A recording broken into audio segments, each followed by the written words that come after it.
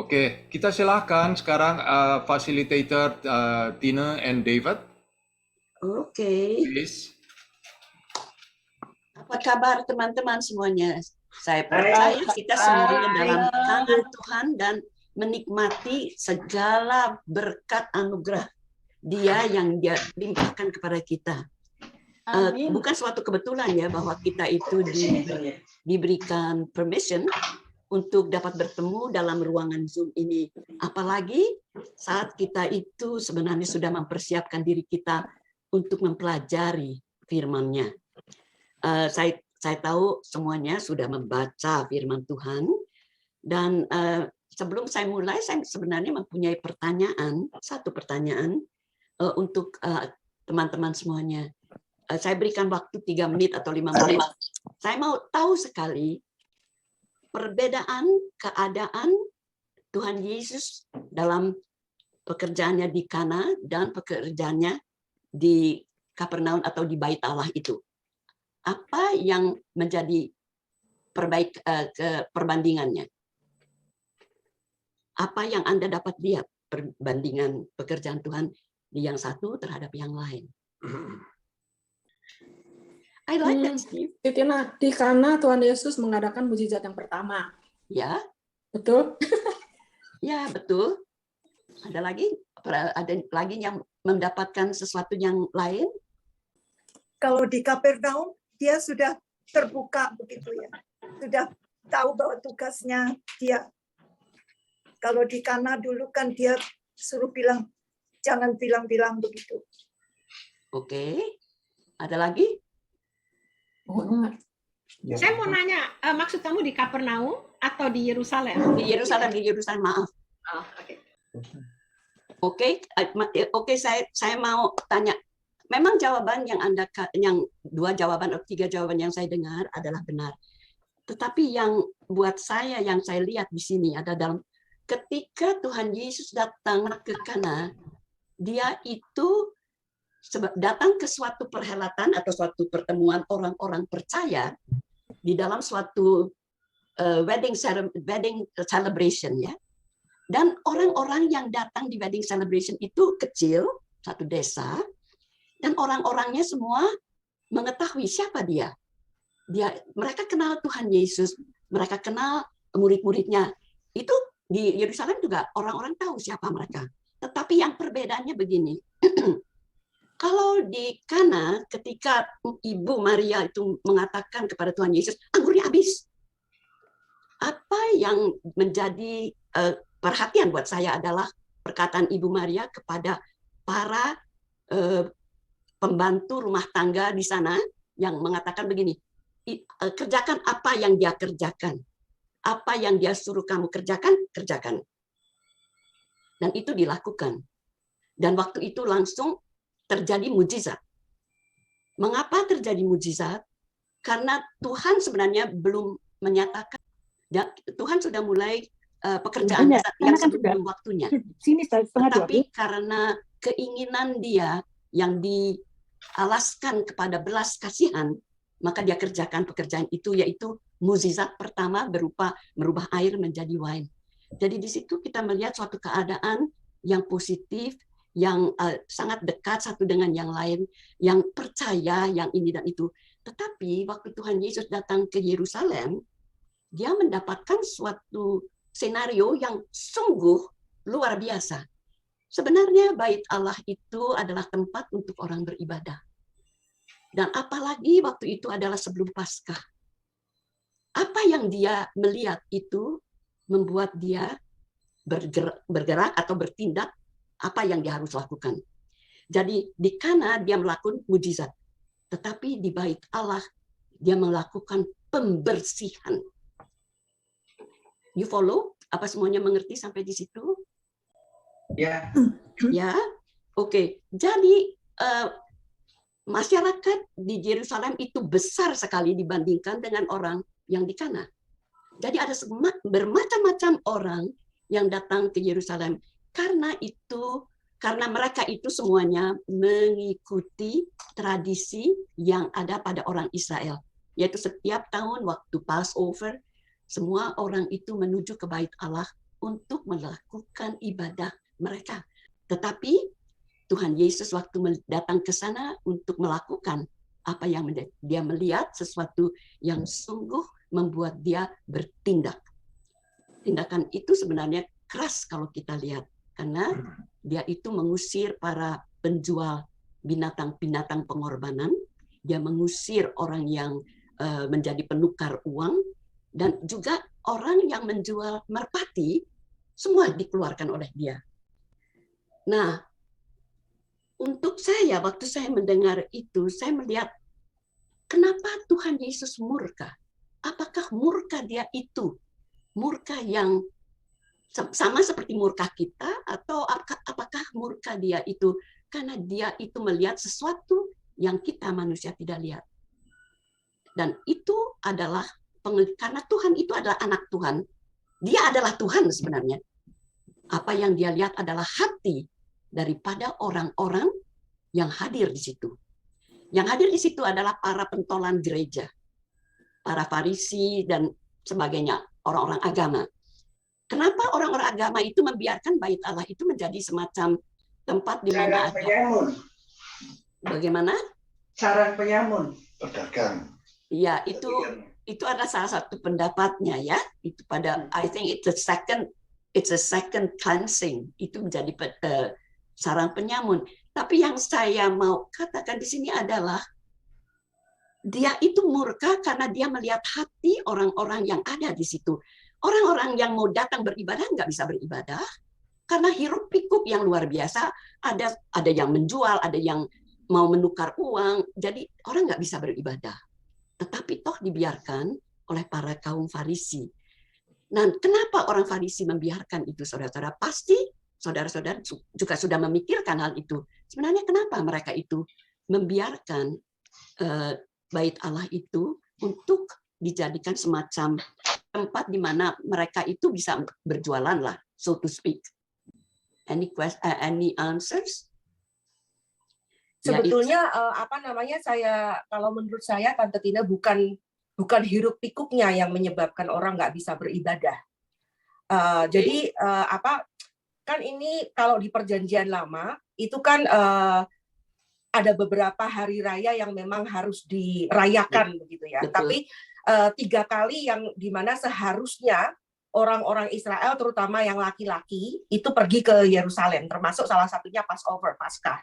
Nah, ini kan kejadiannya ini kan sudah diaspora, dalam arti sudah Yerusalemnya sendiri di bawah kontrol Romawi, tapi orang-orang Israel itu sudah berpencar di mana-mana. Nah, mereka kalau datang kan nggak bisa membawa perjalanan jauh, membawa domba, membawa ternak atau apapun itu korban bakaran, ya kan? Nah, makanya dan orang-orang yang sebetulnya menjual ini itu di lingkungan orang-orang Farisi dan ahli Taurat dan orang Lewi. Jadi bukan orang umum biasa yang nukar uang maksudnya yang menjual dan karena kebiasaan mereka itu hanya orang Lewi atau orang yang ditunjuk itu yang membolehkan. Kalau mungkin saya nggak tahu om sama tante pernah lihat The Chosen, itu salah satu adegan yang bagus, atau kalau kita Google aja di Wikipedia atau apa, gimana tuh para imam lah yang berhak bilang, oh ternak ini layak untuk dikorbankan, oh ternak ini enggak. Nah disitulah terjadi korupsi karena mereka orang-orang yang ya itu dia memang orang-orang yang hatinya sebetulnya nggak baik gitu loh.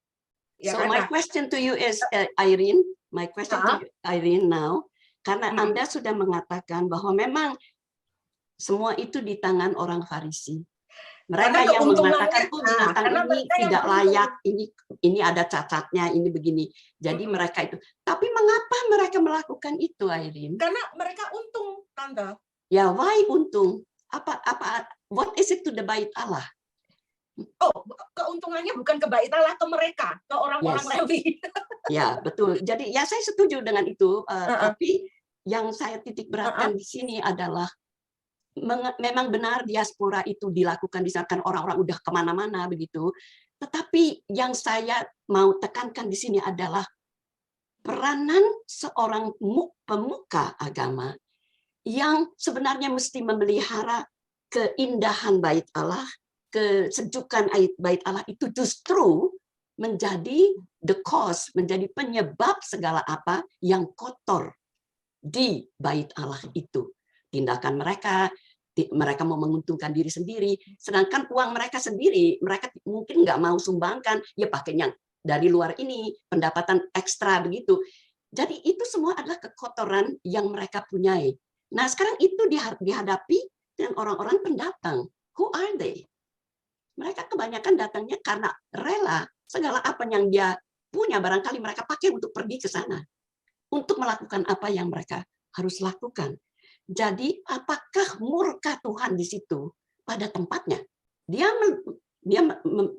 malah melakukan kemurkaan dia itu dalam suatu aksi pembersihan. Apakah murka itu benar di dalam mata kita, di dalam mata, oke, kaum Farisi. Apakah itu benar untuk kaum Farisi buat Tuhan Yesus bertindak itu? It's not kalau menurut mereka. So di sini bedanya dengan perkawinan di Kana itu, di sana dia menemukan orang-orang yang percaya, dan di Yerusalem tempat yang menjadi bait Allah, dia menemukan disbelief. Orang-orang yang tidak melakukan ibadah itu, dia dihadapi dengan disbelief, yaitu orang-orang Farisi ini. Oke? Sampai situ mengerti ya semuanya? Nah, ada yang mau bertanya sampai saat ini? Saya mau bertanya, Ya, kalau dilihat selanjutnya pelajaran Yesus ya, banyak yang ini saya juga baru sekarang ini baru banyak pendengar macam-macam. Jadi Yesus kan bilang kalau masuk itu mengikut aku harus seolah-olah meninggalkan harta bendamu. Nah, dalam hal ini jadi kontradiksi. Jadi dia tidak boleh tempat bait Allah untuk orang cari untung. Tapi kalau yang betul cari untung itu ya salah. Tapi kalau ada orang yang ke situ memang untuk mempersembahkan, misalnya mempersembahkan hartanya untuk beribadah. Nah itu di situ ada atau tidak itu? Orang-orang yang datang ke situ mempersembahkan hartanya untuk beribadah. oh ya, I'm sure ada. Iya. I'm very sure ada. Tetapi Saya bilang justru memang yang kebanyakan yang dalam hal ini yang di rebuke sama Tuhan Yesus memang orang-orang Lewinya, orang-orang Farisinya, Tante Ana, bukan orang-orang yang datang untuk beribadahnya. Kebanyakan ya. Jadi peraturannya tuh yang menentukan juga orang Farisi, orang Lewi. Nah, disitulah korupsi ini terjadi gitu loh. Karena misalnya burung merpati itu misalnya nih ya, saya nggak tahu harganya, saya sudah lupa, ada tulisan yang bagus dari seorang pastor Israel, tapi misalnya burung merpati itu semestinya harganya $1 gitu kan ya. Itu nanti karena yang datang ini kan orang Israel diaspora yang mereka mungkin mata uangnya bukan mata uang Romawi waktu itu, mata uang dari negara mereka berasal atau tinggal, ya kan. Nah, jadinya nanti dijualnya tuh bukan $1 tapi $2, bahkan $3, nggak tahu berapa. Disitulah orang Lewi atau orang Farisi dapat keuntungan. Nah, itu yang Tuhan Yesus rebuke itu. Orang jauh-jauh mau beribadah, ya kan, tapi kamu persulit. Kamu ambil keuntungan, kamu ambil kesempatan dalam kesempitan. Gitu loh. Karena mereka nggak mungkin datang bawa burung merpati, bawa ternak, kan nggak mungkin kalau yang jauh-jauh ya. Kalau mungkin yang dekat-dekat, yang sesama masih di Israel gitu mungkin. Tapi kalau perayaan yang besar seperti ini tuh orang keturunan Israel dimanapun mereka berada sedapat mungkin tuh, itulah yang dinamakan hijrah sebetulnya kalau bahasa Arabnya. Itu akan datang balik ke Yerusalem gitu. Oke, masih ada yang lain barangkali yang mau dimasukkan mengenai soal ini karena it is important. Silahkan. Pelajaran ini itu yang bisa kita langsung pakai dalam kehidupan kita sehari-hari. Kita mesti mengerti bahwa tubuh kita ini adalah tempel, bait suci Tuhan. Kita memang harus datang di tempel ini dan kita jaga dan mohon terus pimpinan Dia supaya tempel ini benar-benar suci di hadapan Tuhan. Tidak ada seorang pun yang mengetahui bagaimana keadaan kehidupan dan kesucian hati kita. kecuali kita sendiri dengan Tuhan Yesus. Jadi terus memang kita harus dalam contoh ini jelas sekali bahwa semua ingin ke Yerusalem, tujuannya terutama mau berkumpul, tapi banyak juga yang ingin berdamai, yang mencari keuntungan bagi dirinya sendiri, yaitu dengan menjual domba, kambing, persembahan. Ini mumpung ada kesempatan. Bukankah kita seringkali juga secara manusia tetap masih mikirkan kepentingan dan kesempatan apa yang kita bisa dapat dalam kita mengikuti Tuhan Yesus. Ini yang perlu kita terus setiap saat, setiap hari mohon, search me, O Lord. Ya. Jadi setiap hari kita mohon supaya Tuhan periksa hati kita supaya benar di hadapan Dia. Itu saja.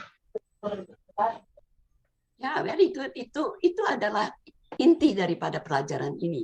Ya, itu yang kita perbincangkan. Tetapi saya mau mengetahui apakah Anda mengenai murka Tuhan itu. Apakah itu pada tempatnya? Apakah kita boleh memakai sesuatu yang dia pakai untuk kehidupan kita sendiri? Misalnya, Maksudnya Tante Tina?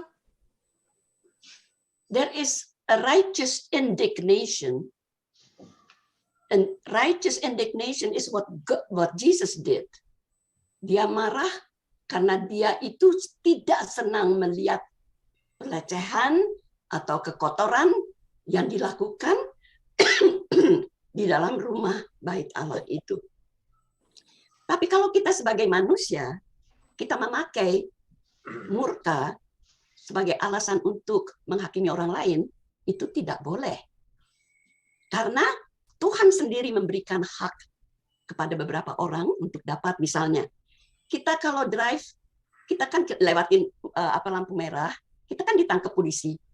Polisi itu yang diberi hak untuk memegang kita, mencekal kita karena kita melakukan suatu gangguan.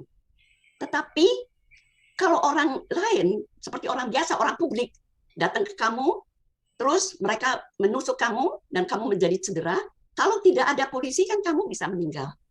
Atau orang lain mesti mukul orang lain, jadi terjadi perkelahian. Jadi di bumi ini ada kuasa yang diberikan kepada beberapa orang untuk melakukan tugasnya. Tetapi sebagai person to person, murka itu tidak baik. Murka itu harus dihindari. Dan apa yang dikatakan Hans pada akhir daripada pelajaran ini adalah, ya memang penyucian diri sendiri daripada segala kekotoran, entahkah itu kedengkian, ketidaksukaan, iri hati, dan sebagainya. Anda sudah tahu semuanya yang negatif itu perlu kita bersihkan. Dan kita tidak dapat membersihkan dengan cara kita sendiri, kita harus dapat meminta pertolongan Tuhan Yesus melalui doa, melalui membaca firman, sehingga kita memperoleh hikmat daripadanya, dan mengundang Roh Kudus untuk menyucikan diri kita masing-masing. Karena di dalam segala hal, kalau kita lihat buku Alkitab, semuanya itu menunjuk kepada Tuhan Yesus. Tuhan Yesus, apa yang dilakukan itu selalu Tuhan Yesus yang dia jadi contoh, yang menjadi tujuan kita. Karena dia adalah Allah yang juga mengorbankan dirinya untuk membebaskan kita dari maut yang eternal, dan sudah dibeli sekarang dengan hidupnya, dengan darahnya, sehingga kita itu dapat diselamatkan. Jadi untuk saya pelajaran ini adalah two-sided.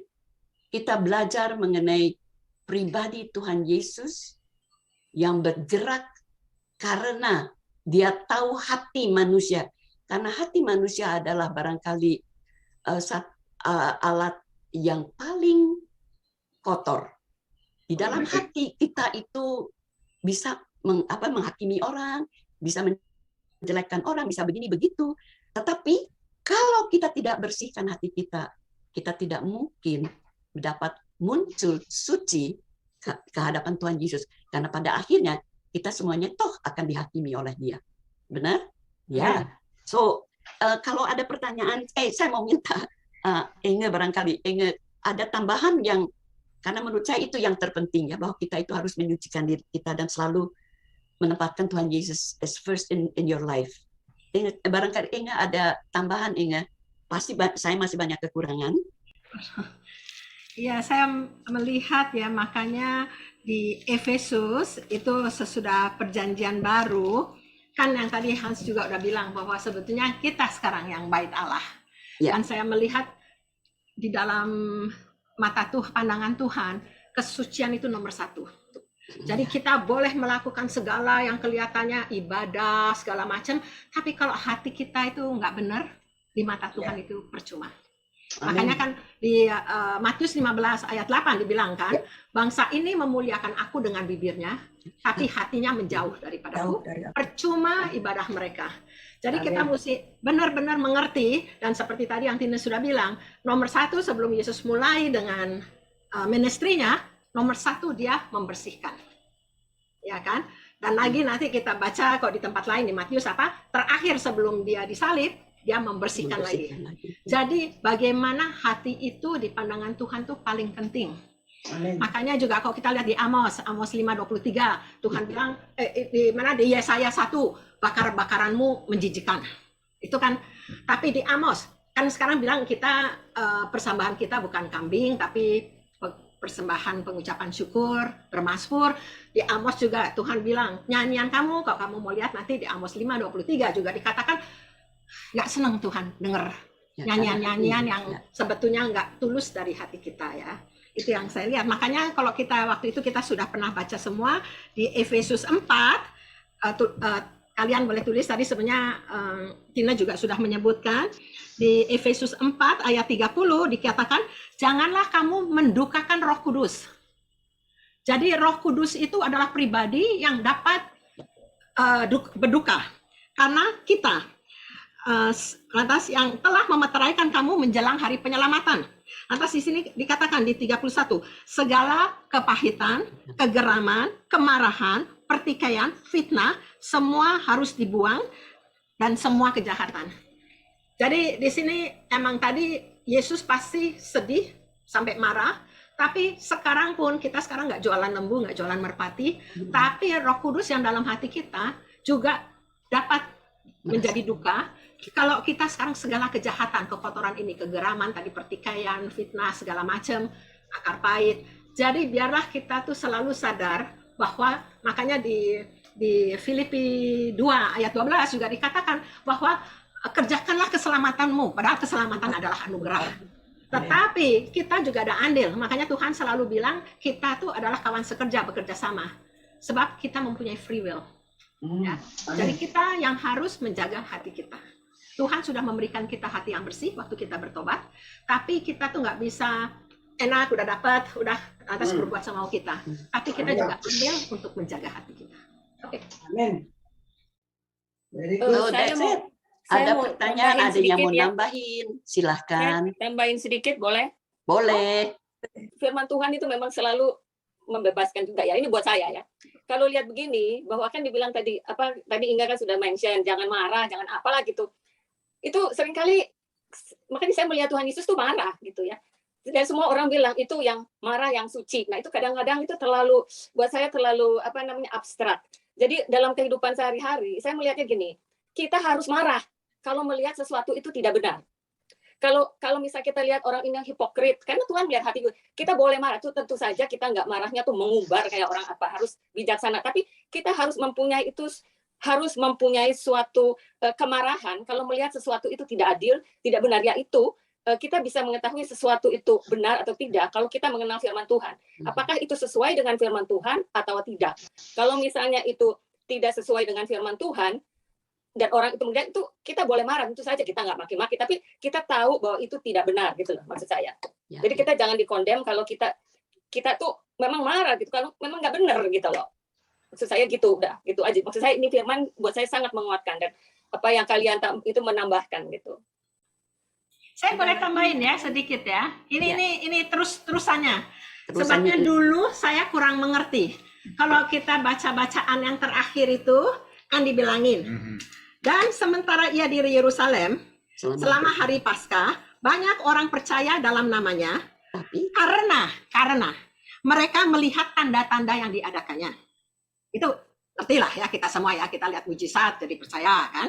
Tapi Yesus sendiri tidak mempercayakan dirinya kepada mereka karena ia mengenal mereka semua. Dan karena tidak perlu seorang pun memberikan kesaksian kepadanya tentang manusia, sebab ia tahu apa yang ada di dalam hati manusia. Nah, Saudara waktu baca ini bingung nggak ya?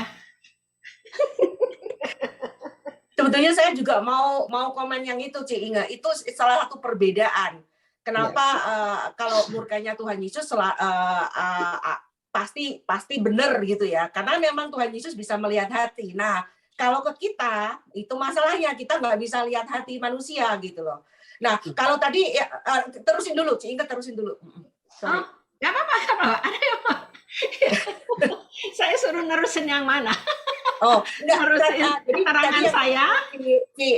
Ci Hyang, jadi kalau saya bilang makanya memang semestinya kita marah pada hal-hal yang tidak benar. Secara prinsip saya setuju sekali, Ci Hyang. Nah, tapi apakah bagian kita untuk ngomong sesuatu atau bertindak sesuatu ke orang itu? Nah, saya bilang itu yang nanti harus kita, istilah saya, harus kita tanyakan dan obrolkan sama Tuhan.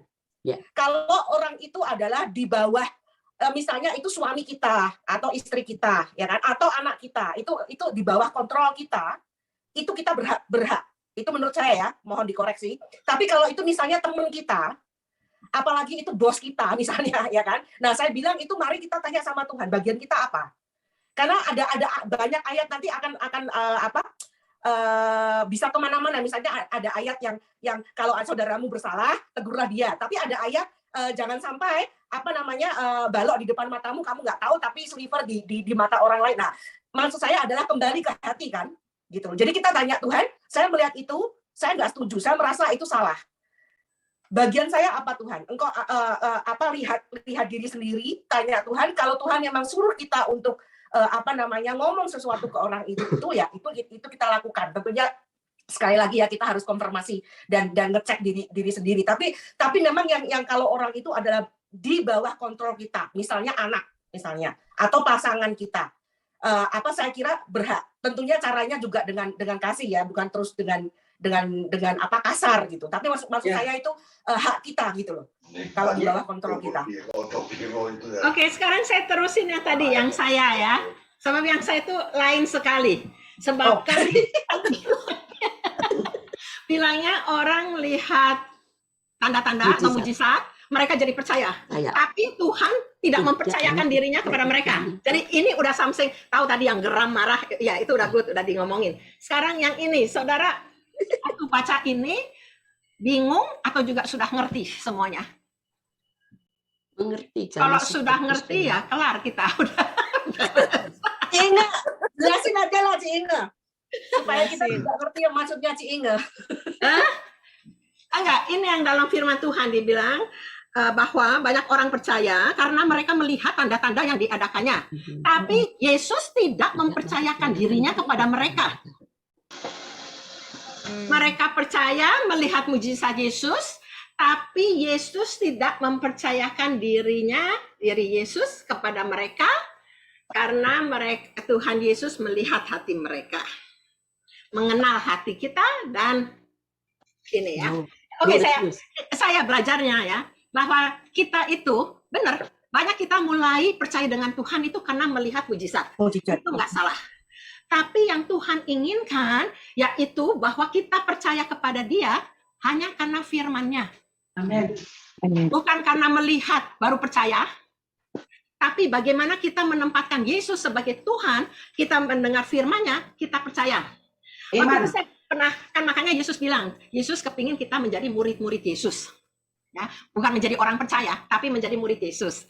Dan saya mendapat ini Alex kebingungan sebab saya bilang oke, kalau 2 tambah 10 Yesus bilang ini ya, ngomongan Yesus ya, bukan ngomong saya.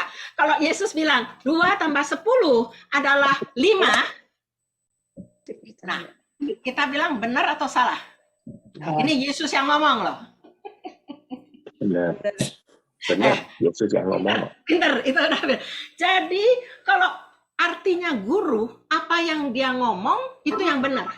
Jadi bukannya kita yang ngajarin guru kita, hei kamu tuh salah. Kita yang harus bikin otak kita sesuai dengan guru kita. Sebab ini kita kalau cuma guru ya, guru di SMA gini. Ini guru kita ini Yesus. Dia pencipta kita. Dia yang tahu semuanya. Jadi dia tuh yang tahu, kita yang mesti belajar kayak dia. Makanya arti iman, kalau kita baca di 11 ya, Ibrani 11 ya, itu iman dikatakan, iman adalah dasar segala sesuatu yang kita harapkan dan bukti dari segala sesuatu yang tidak kita lihat. Jadi Tuhan, it's okay kita mulai lihat mujizat, kita jadi percaya, tapi yang Tuhan inginkan, iman yang sempurna, kita belum lihat, kita udah percaya dan memegang janji Tuhan. Amin. Makanya kalau kita lihat di saksi-saksi iman di Ibrani 11, itu orangnya belum ada yang lihat. Apa yang Tuhan janjikan belum dia lihat, tapi mereka sudah percaya dan melakukan. Ya, makanya ini juga yang paling penting lagi di Yohanes waktu si Thomas bilang, oh, orang bilang, oh Yesus bangkit. Enggak, kok saya enggak nusuk tangan saya ke jarinya, ke lambungnya, saya belum bisa percaya. Itu akhirnya kan Emang Yesus tuh selalu mencintai kita. Dia tuh sampai spesial datang lagi, oke Thomas, kamu mau ini? Yang Thomas bilang, ya Allahku dan Tuhanku. Tapi apa kata Yesus? Berbahagialah orang yang percaya kita belum melihat. Pokoknya kasarnya gitu kan. Jadi makanya dalam kita mempelajari firman Tuhan ini ya dan amin. Bukannya yang ini sih saya nggak cocok. Oh yang ini benar. Enggak. Makanya juga Tuhan bilang, firman datang dari pendengaran, bukan dari penglihatan kan? Jadi yang Tuhan mau, emang Tuhan udah kasih kita semua ini untuk kita mengerti dan mengenal Dia dan melakukan dan beriman kepadanya. Bukan baru kalau saya melihat ini baru saya percaya, itu boleh buat pertama, tapi biasanya iman yang begitu nggak terlalu kuat. Nanti kalau udah lama nggak ngelihat ini apa itu mujizat, mulai benar nggak ya? Tapi kalau kita sudah tetap benar-benar beriman akan firman Tuhan itu adalah Yesus sendiri. Tina paling senang ngomong ke saya tentang itu, bahwa pada mulanya adalah firman bersama dengan Allah. Nah, itu baru namanya firman yang sejati dan yang kokoh. Jadi makanya waktu Yesus melihat orang percaya karena melihat, nggak salah, tapi itu kurang kokoh. Oke, Irene sekarang lagi mau kritis, mau. Ya, sorry. Firman bahwa kita harus percaya sama firman Tuhan. Amin, Ci Inge ya. Tapi saya bilang firman Tuhan, apakah Alkitab itu firman Tuhan? Iya. Yes. Tapi ya, saya bilang lain dengan firman Tuhan yang adalah Yesus sendiri. Karena saya murtad gara-gara Alkitab. Jadi maksud saya gini, kita juga nggak bisa yang kita boleh karena banyak orang bilang mari kita pegang janji Tuhan. Iya, bahwa itu supaya membangkitkan harapan kita, saya setuju. Tapi semestinya yang kita pegang itu bukan janji Tuhan. Yang kita pegang itu perintah Tuhan. Janji Tuhan itu bagian Tuhan. Nanti kita akan kecewa seperti saya. Sebab kamu agak salah, Irene. Saya mau dari dulu sorry, saya mau ngomong. Karena firman Tuhan, saya nggak tahu kalau banyak orang yang bilang Alkitab ini firman Tuhan, tapi dianggapnya semua itu perfect, ya. Maksudnya dalam artian seperti saya dulu adalah semua ini firman Tuhan gitu loh. Padahal kan enggak. Itu harus jadi rema atau istilahnya itu pun sebetulnya nantinya saya belajar bahwa rema sama logos itu sebetulnya maksudnya yang di karismatik lain sama yang dahulu gitu ya. Tapi saya nggak mau bicarakan itu gitu loh. Tapi maksud saya itu karena gini sih Inga, orang-orang Kristen yang abad pertama belum ada toh Alkitab ini. Alkitab ini kan baru jadi abad ketiga gitu loh. Nah tapi banyak orang berpikir inilah firman Tuhan itu. Makanya saya jadi tahu, yang ini belum tentu perfect, paling nggak standarnya kita. Karena ini kan tulisan gitu loh, ya kan? Karena firman Tuhan yang perfect, yang sempurna, yang sudah final adalah Yesus Kristus. Perintah dan janji Tuhan apa bedanya, Irene? Ini ya, perintah itu gini, Tante Ana. Perintah itu adalah bukan Ana sini Medi. Kasihilah musuhmu. Itu perintah. Saya sudah Medi, saya mau ngomong. Saya mau tanya. Saya itu mau tanya. Kalau saya itu ngomong tuh saya mau tanya. If Jesus Jew, apakah orang Yahudi di Israel sana orang yang percaya sama Jadi makanya kalau yang bukunya Philip Yancey, Tuhan Yesus sebenarnya datang nggak bawa agama baru sebetulnya. Tapi Ya kan? Yesus tidak dilahirkan. Saya waktu datang ke Kanada, saya heran. Saya tidak pernah dengar di Indonesia itu bahwa Yesus itu Jew. Iya, itu satu kesalahan, makanya banyak. Tidak ada Jew. Kalau di sini Yesus itu Jew. Saya waktu itu kaget. Tidak, Jew itu tidak senang sama Salah Yesus. Indonesia nih. Yesus itu tidak Jew. Jew itu tidak Kamu senang. tahu artinya Jew itu bangsa Yahudi. Yahudi. Ya. Nah, Ini orang lagi Yahudi. ngomong ya. Dilahirkannya oleh Roh Kudus. Dia itu Klor. Dia itu Oke. yang maha tinggi. Dia itu Enggak, ya, makanya Tuhan Yesus kan Tuhan dan manusia. Secara manusia, dia itu bangsa Israel, Tante Ana. Dia Tapi orang dia- Yahudi. Makanya dia Inri, hidupnya Yesus tapi, Nazaret raja orang Yahudi. tapi dia itu sebetulnya dilahirkan Maria itu yang dipakai, ya. Itu Maria melalui itu orang Yahudi loh, Tante Ana. melalui miracle. Dia lahir tidak dengan persetubuhan. Oh Jadi- iya. Jadi Yesus memang. itu dilahirkan dengan dari jatuh dikasih Tuhan, dikasih Lord, dikasih God. Ya, benar. Saya waktu itu sesudah saya ini mendengar banyak di sini, sekarang mulai berbicara orang yang Yesus itu kalau dilihat perempuan-perempuan zaman dulu yang menurunkan Yesus itu Sudah bayar apa enggak ya? perempuan itu saya baru didengar itu ada 4 perempuan itu semua itu dibilang prostitute. Jadi itu surfing man itu kayak orang sekarang surfing yang lain. Tapi zaman dulu perempuan dulu itu surfing man itu semua caranya seperti prostitute. Jadi itu sudah pandangan yang lain sekali. Tapi dipakai justru ini kasih Tuhan itu. Dipakai oleh Tuhan melewat Yesus itu. Menurunkan sampai Yesus itu. Itu kasih dari God itu. Orang yang tidak baik sampai menurunkan sampai ke Yesus itu. Ya, jadi itu God itu menurunkan Yesus itu luar biasa. Itu menghapus saya mendengar cerita-cerita itu. Aduh, masa iya begitu? Ya. Ya, saya cuma mau ngomong apa yang Tuhan ngomong. Ya, kita jangan ngomongkan, oh ini dulu karena Abraham ini. Tuhan bilang, aku adalah permulaan yang terakhir. Aku adalah Alpha and Omega dan aku adalah kekal. Jadi sebelum Abraham, dia bilang, aku ada sebelum Abraham. Jadi dia itu benar Allah yang harus kita percayai dengan hati yang tulus, dengan hati yang benar. Itu saja. Jangan ngomongkan ini Jew atau bukan. Dari mana? Dia adalah Allah yang dulu sampai selama-lamanya dan kekal dan dia hidup. Kalau kita ikut dia, kita tetap hidup secara spiritual, bukan body. Body akan mati, tapi spirit kita bersama dia karena dia adalah spirit. Itu aja. Jadi jangan, dan iman, Tuhan bilang, orang yang lihatnya, oh percaya cuma karena lihat mujizat. Tapi kita harus percaya kepadanya. Dia bilang, tanpa iman, engkau tidak berkenan. Jadi kita harus beriman pada Yesus saja, yang dulu, sekarang, sampai selama-lamanya dia kekal. Dan dia Allah yang benar. Satu-satunya Allah yang benar. Bukan dari agama lain, tapi Yesus adalah Allah yang benar. Itu aja. Ya kan? Makanya saya bilang, mari kita lihat buah roh. Oh, saya kayaknya sudah ada deh kasih ini. Sudah diuji belum? Nah, saya bersyukurnya memang dengan mengalami hal-hal yang nggak enak itulah. Oh, itu ujian. Ya kan? Anyway, maksud saya itu mari kita jujur dengan Tuhan.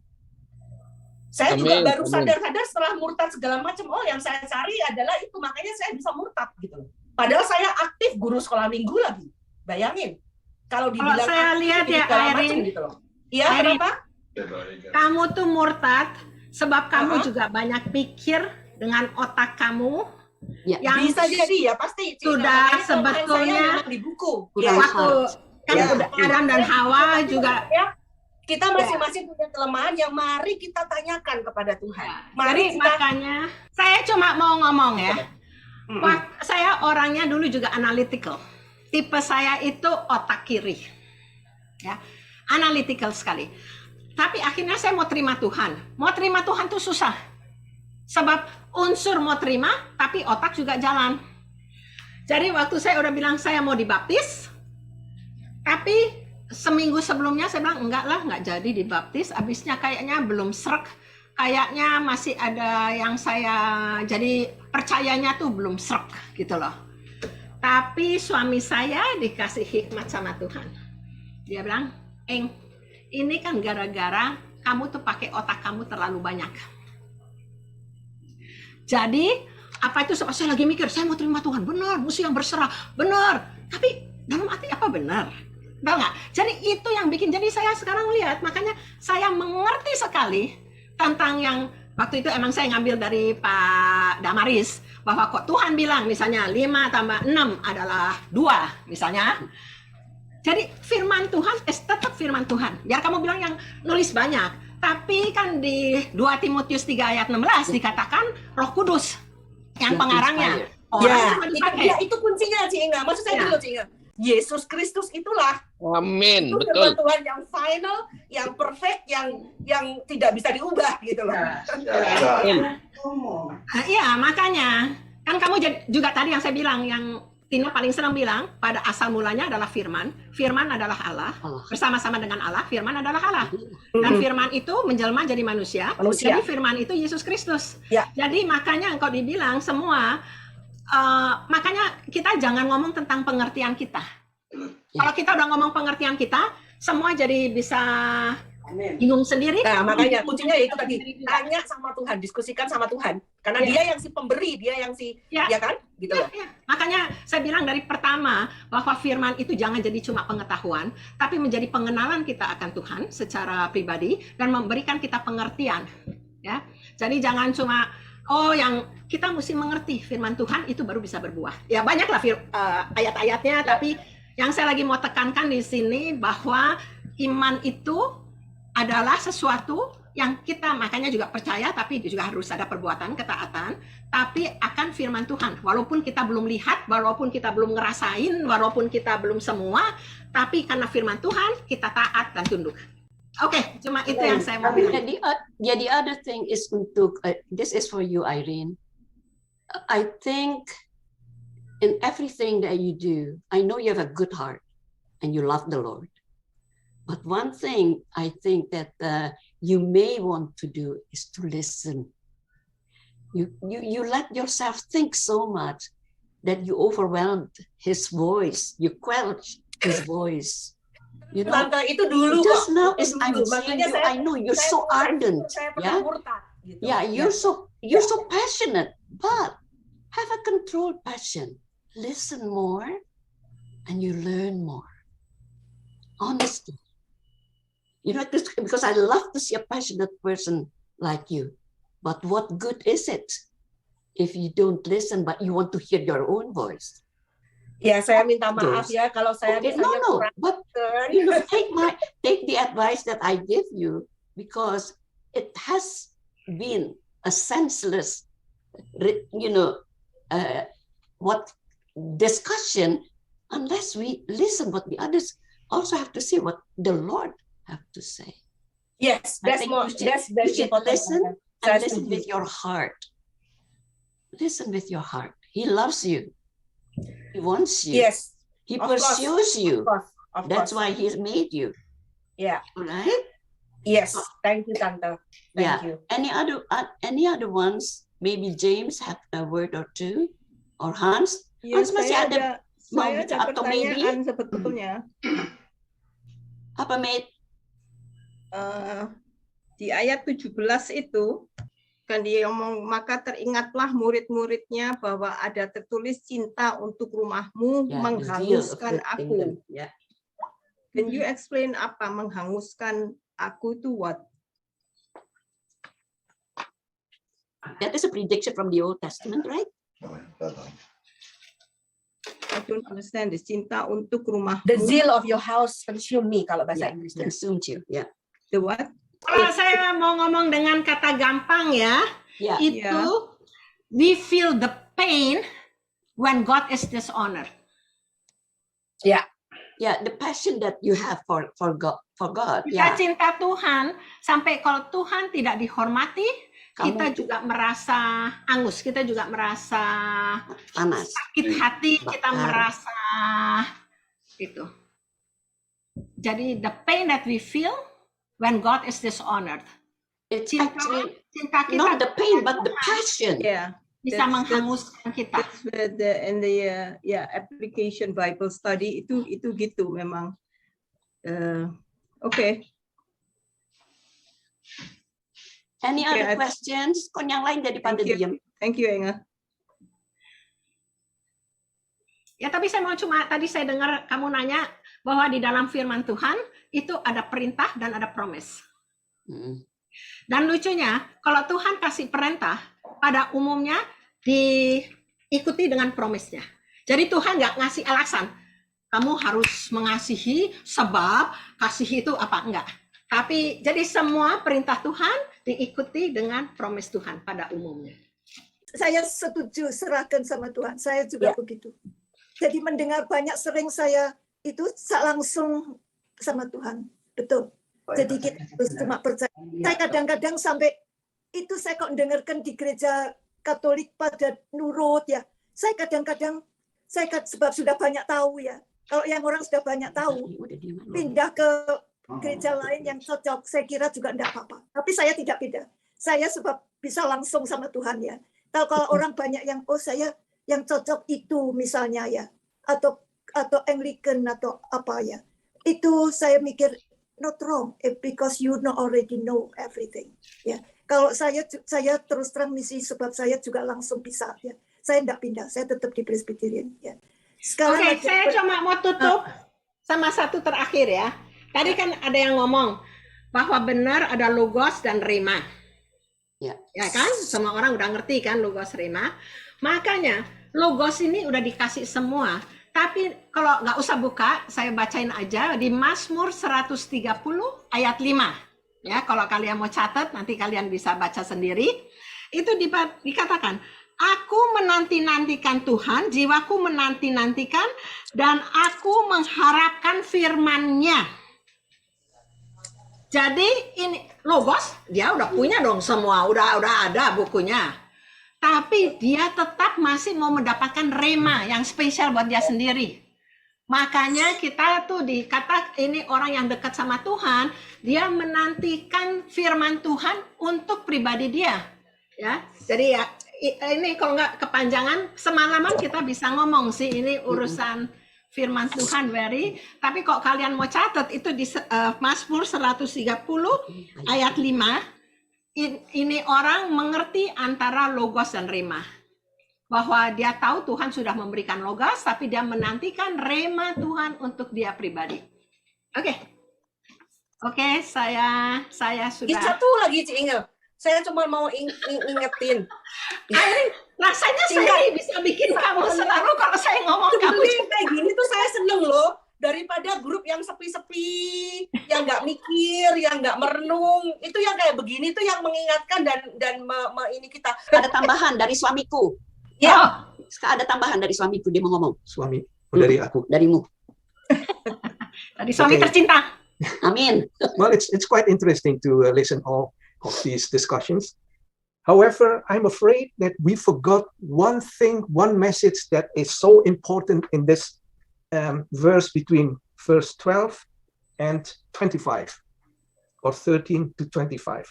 Dan saya baca bahasa Inggrisnya, di dalam ayat antara 13 sampai John 25, itu yang diberi huruf merah berarti yang penting sekali hanya dua, yaitu part atau bagian daripada ayat nomor 16. Merahnya dibilang begini, get this out of here. Maksudnya semua barang-barang yang kotor. How dare you turn my father's house into a market. Itu satu ya. How dare you turn my father's house into a market. Terus ayat 19, sebagian dari itu, dari ayat 19 diberi merah, yaitu destroy this temple and I will raise it again in 3 days. Nah, Di dalam ayat selanjutnya diberitahu bahwa murid-muridnya dan banyak yang di situ mengerti bahwa apa yang dikatakan Tuhan sebagai destroy this temple adalah dalam 3 hari akan bangkit kembali, itu adalah sebetulnya tubuhnya. Dan itu yang membuat orang-orang percaya akan mujizat daripada Tuhan dan kebenarannya melalui Alkitab. Hal itu adalah conclusion-nya. The miracle signs that Jesus has performed ini dilakukan lagi yang tadinya sudah dilakukan di Kana di dalam John ayat 11, sekarang diulangi lagi di dalam ayat yang antara 12 dan 23 ini.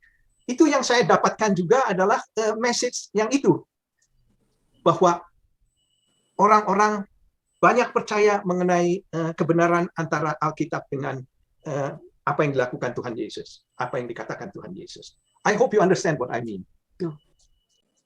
Thank you. Emang benar, sebetulnya kita tuh benar kita bisa ke samping-samping, tapi yang paling penting itu selalu adalah kematian dan kebangkitan Yesus. Yes. Ya, dalam firman Tuhan ini semua menjurusnya ke sana sebetulnya. Yes. Yeah, the pointing out. Amen. Esther. It's interesting. Every time when we come into the Zoom room and we have a vibrant conversation, but we have to watch out. We have to really watch out because I truly believe that conversations is a good one, but if your heart is not in it, it will become like a messy thing. And that's why I always believe that is why Jesus loves our heart. He knows you through your heart. He doesn't know you through your reasoning or whatever, but it is your heart that he wants. And this personal relationship is what you have to cultivate. You have to radically be really radical and want it so much that you do it. Because if you're not radical with yourself, your heart is just a place for common things. But what God wants in your heart are spiritual, everlasting, good things. So, all that I can say is, let's go back to the basic. Let's go back to Jesus. Everything what we do while we're here, it's pointing to him. Let's come back to him. Okay? Yeah. So that's my final words. And, I hope you have enjoyed the day. And Inge, I'm giving it back to you because I think Oke, kita doa. Oke, kita tutup dalam doa ya. Abis itu Cik Sian yang bakal terusin dengan ini ya. Oke, ya mari kita berdoa. Ya Bapak, terima kasih Bapak, terima kasih untuk firman-Mu Bapak. Firman-Mu yang begitu dalam. Ya Bapak, biarlah kami semua dapat mengerti dan mengenal Engkau lebih dalam lagi melalui firman Bapak. Amen. Terima kasih untuk Roh Kudus yang mau mengincafkan kami, mau mengingatkan kami, mau memimpin sehingga kami dapat lebih dekat pada Engkau, sehingga kami dapat hidup lebih berkenan dan bisa menjadi sempurna, walaupun itu adalah keinginan Engkau dan keinginan kami Bapak. Biarlah rupa Kristus menjadi nyata di dalam kami sehingga kami dapat menjadi saksi-Mu yang hidup dan semua orang yang melihat kami dapat melihat Engkau. Terima kasih Bapak, terima kasih. Biarlah pimpinan-Mu selalu nyata dalam kehidupan kami masing-masing. Dalam nama Yesus Kristus kami berdoa. Amin. Amin. Amin. Bapak, kami berterima kasih yang Kau sudah pakai Inge dan Steve di dalam koordinat semuanya ini, dan Tina juga dan lain-lain yang ikut campur sehingga semua fellowship melalui Zoom ini boleh berjalan dengan baik. Dan biarlah Bapak kami hanya mengingat firman-Mu yang hidup. Biarlah itu setiap hari boleh hidup di dalam kehidupan hati kami.